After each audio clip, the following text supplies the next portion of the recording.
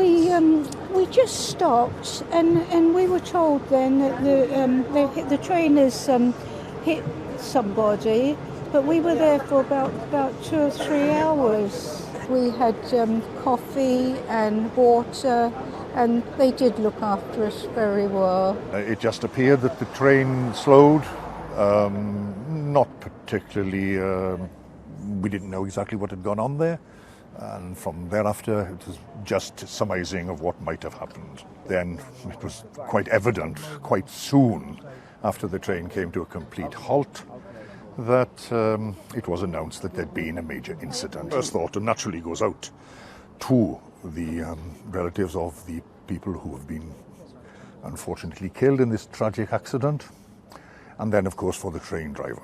Everybody was calm, they informed us about everything, so there was no problem. And everybody on there, you know, the staff and everything were marvellous, so so it's just terrible for the families now.